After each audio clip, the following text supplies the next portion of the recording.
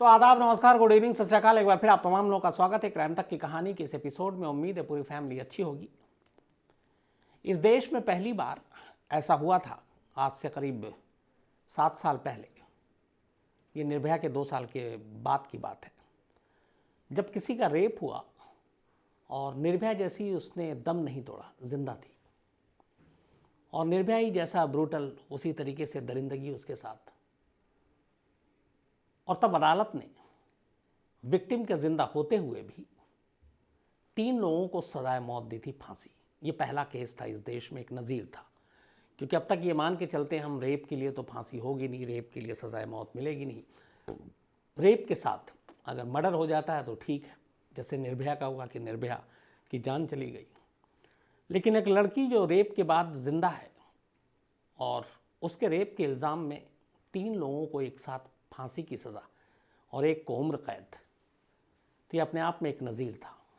2014 में मुंबई के session court ने यह फैसला सुनाया था।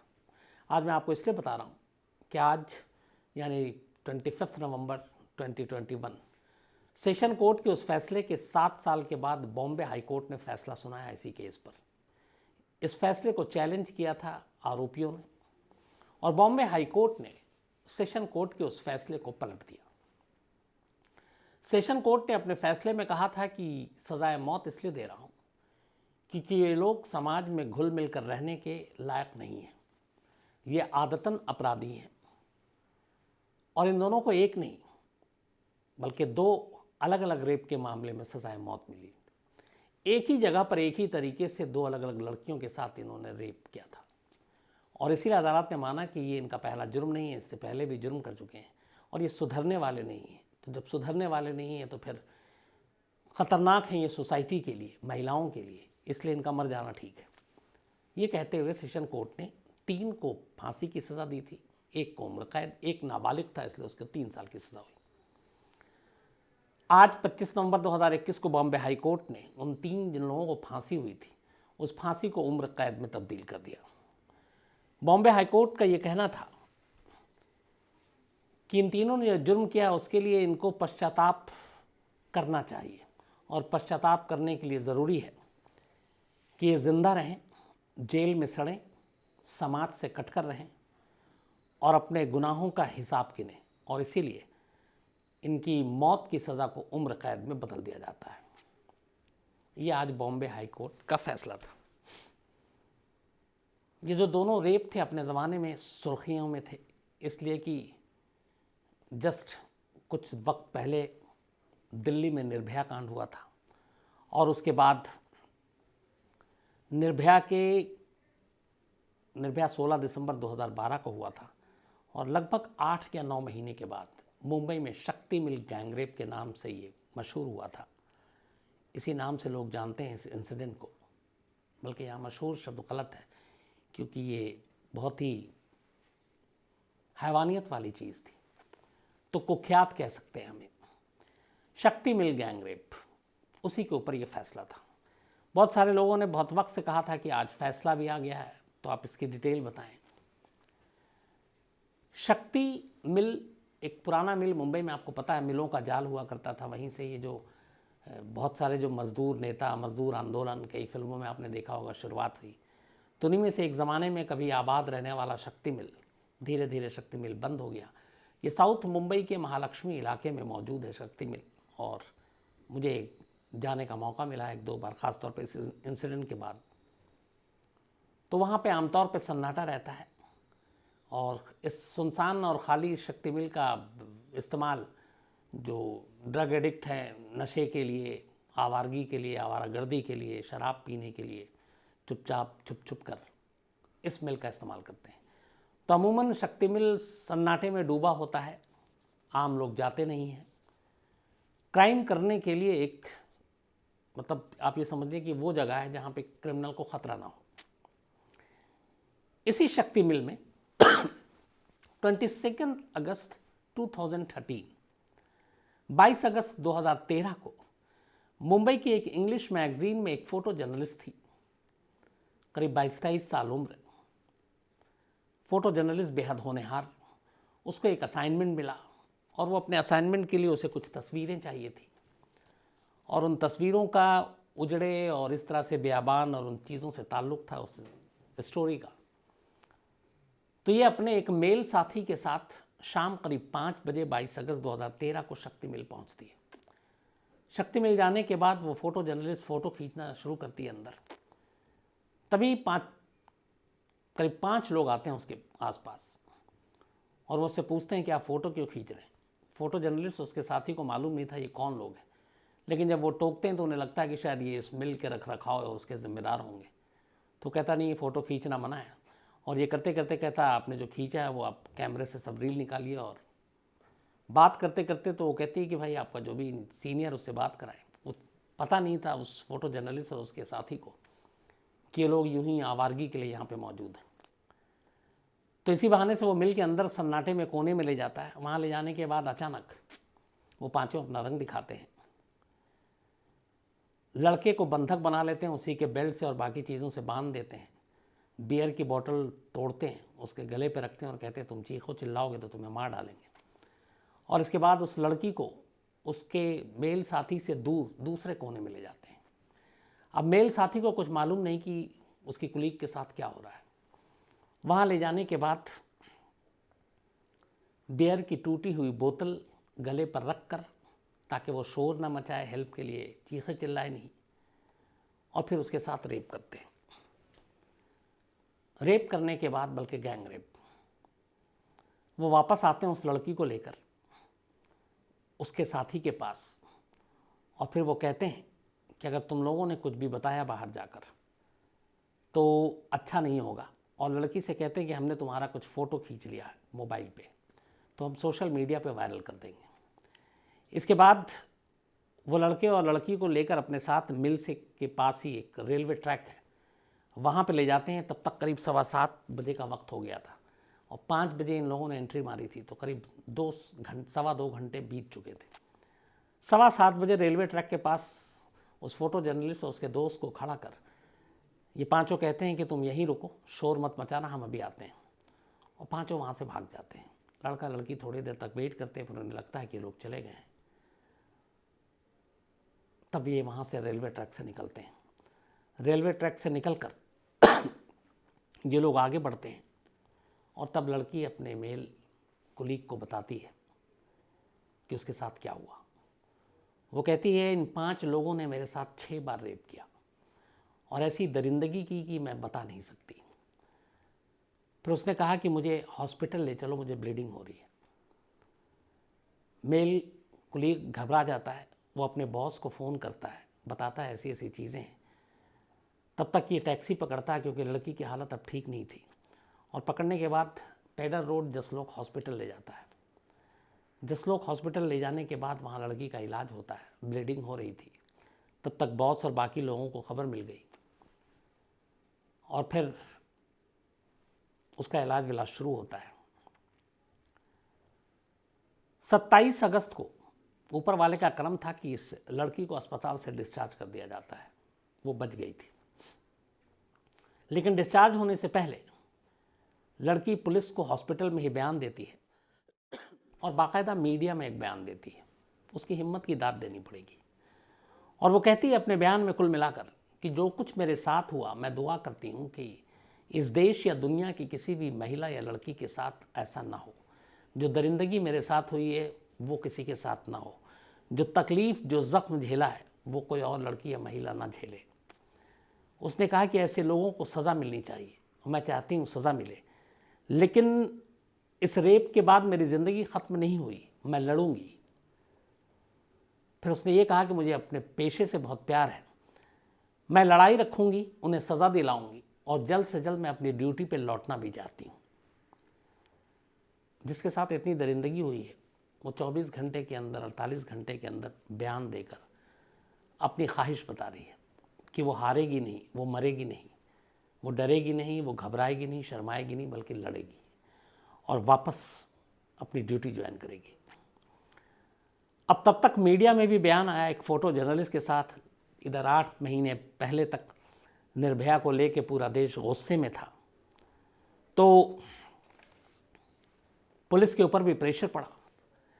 मुंबई पुलिस की क्राइम ब्रांच की टीम के अलग अलग लोगों को मिलाकर 20 टीमें बनाई गई अब इस फोटो जर्नलिस्ट के रेपिस्ट को पकड़ने के लिए। 16 पुलिस स्टेशन के लोग इसमें शामिल किए गए। 24 घंटे। और मुंबई में, चूँकि मुंबई को कहा जाता है महिलाओं के प्रति ख़ासतौर पर दिल्ली के मुकाबले कि बहुत सेफ है, और ये बात कहीं ना कहीं सच है। मुंबई में रात को भी लड़कियां अकेले ट्रैवल कर सकती हैं, लोकल में भी, बस में भी, अपनी गाड़ियों से भी, वहाँ उन्हें डर नहीं होता है। और मुंबई की कई एक चेहरा था, उस चेहरे पे दाग लगा इस 22 अगस्त 2013 के इंसिडेंट ने, और मुंबई के लोग भी इसे बर्दाश्त नहीं कर पाए कि उनके शहर पे ऐसे बदनामी का एक दाग लगा है। पुलिस को भी इस बात का एहसास था। 20 टीमें स्पेशल बनाई गई पुलिस की। लड़की के बयान के 65 आवर्स अंदर अंदर, 65 घंटे के अंदर अंदर करीब 100 लोगों को उठाया गया। उसके बाद उनमें से उन 5 की शिनाख्त हुई जो 5 इस दरिंदगी के शिकार थे। इन 5 को पकड़ने के बाद पुलिस ने इस केस को सॉल्व किया, लेकिन कहानी यहां खत्म नहीं हुई थी। 22 अगस्त का ये इंसिडेंट था। करीब करीब 12-13 दिन बाद पुलिस के पास एक कॉल आता है। तारीख थी 3 सितंबर। 3 सितंबर को एक लड़की पुलिस को बताती है कि शक्ति मिल में जिस फोटो जर्नलिस्ट के साथ ये कुछ 5 लड़कों ने किया, सेम मेरे साथ ये हो चुका है। और 31 जुलाई को, यानी फोटो जर्नलिस्ट के रेप से, गैंग रेप से 22 दिन पहले उसी शक्ति मिल में इन्हीं 5 लड़कों ने एक और लड़की का गैंग रेप किया था। और ये लड़की एक टेलीफोन ऑपरेटर थी, एक फिल्म कंपनी में मुलाजिम थी, और वहीं पे टेलीफोन ऑपरेटर थी। इस लड़की ने बताया कि 31 जुलाई को वो अपने बॉयफ्रेंड के साथ शक्ति मिल गई थी। शक्ति मिल जाने के बाद वहाँ 5 लोग मिले, उन्होंने पकड़ा, और सेम यही मोडस ऑपरेंडी था उनका। उसके बॉयफ्रेंड को उन्होंने उसी के बेल्ट और बाकी चीज़ों से बांधा, बियर की टूटी हुई बोतल गले पे रखी, लड़के को अलग रखा, लड़की को अलग ले गए, बियर की टूटी बोतल से लड़की के को भी धमकी दी, और फिर उसके बाद उसके साथ बारी बारी से रेप किया।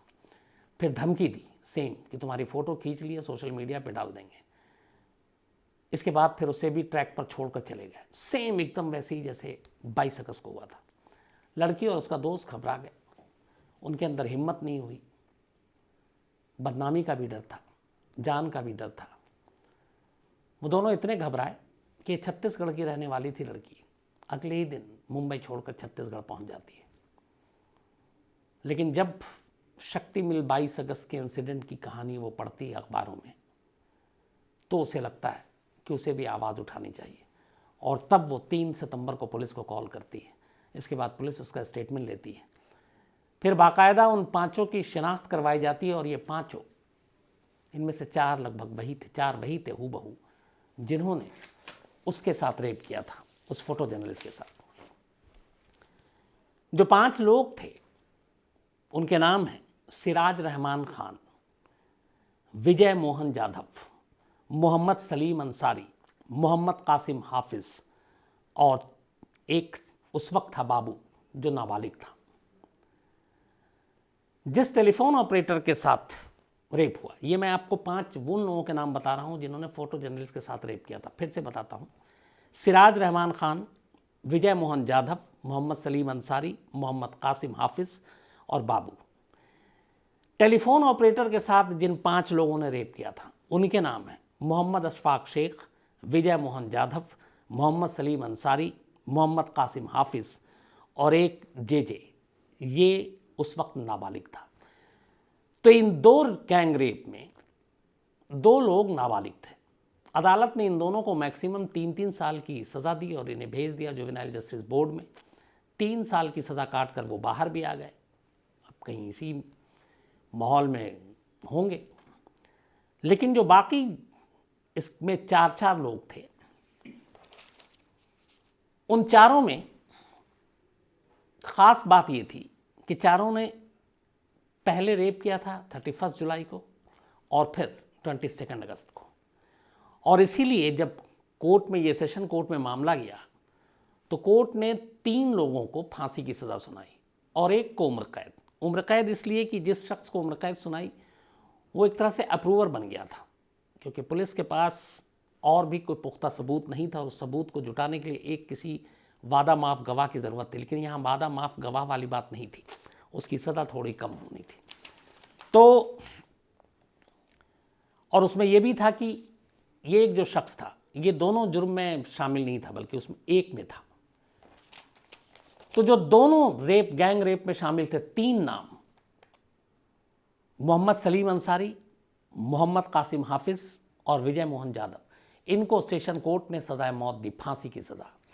सिराज रहमान को उम्र कैद की सज़ा दी और यही सज़ा सेम उस टेलीफोन ऑपरेटर के लिए दिया गया। फांसी की सज़ा उसके लिए भी मोहम्मद सलीम अंसारी, मोहम्मद कासिम हाफिज और विजय मोहन यादव, इन तीनों को फांसी की सज़ा दी गई थी।